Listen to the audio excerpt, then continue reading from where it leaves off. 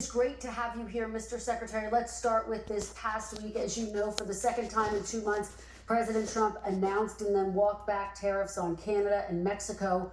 The whiplash causing confusion on Wall Street and Main Street as well. Does the president have a responsibility to businesses and consumers to spell out his plan and then stick to it?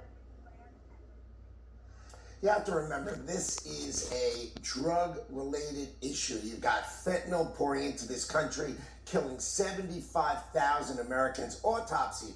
And the president, thinks it's many, many more, because multiples more. So it's important for the president to talk to the leaders of both Canada and Mexico, get them to shut the border, shut the fentanyl coming into the country. And of course he's going to be on the phone with them. And of course he's going to talk to them. And he is a deal maker, the greatest deal maker in the world. So he makes better deals. He's gotten the border closed. He's gotten fentanyl to be shut down. He put tariffs on China, who makes the precursors. This is the way you run the country. You shut the border. You get our neighbors to do their job. It's not only us who has to do their job. Why are our neighbors who live and breathe off our economy not taking care of America?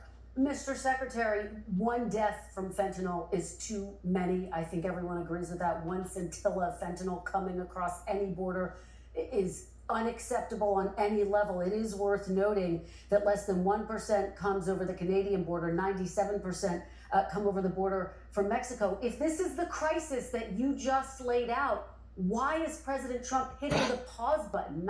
Why not go full bore with this? Well, because there's a bigger plan. We have a deal with Canada and Mexico. It's called U.S.-Mexico-Canada Agreement, USMCA.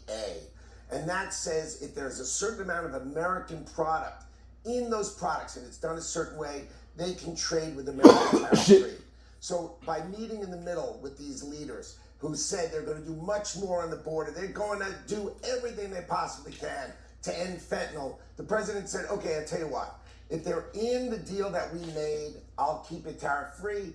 But for everybody who was outside that deal, who took the risk, who didn't pay attention and respect the agreements that President Trump made his first term, they're going to pay a 25% tariff.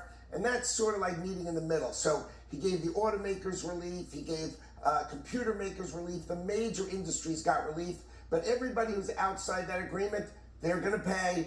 And Canada and Mexico promised they are going to crush the border and they're going to crush fentanyl. And that's what our president is here to do, to stop fentanyl killing America. Mr. Secretary.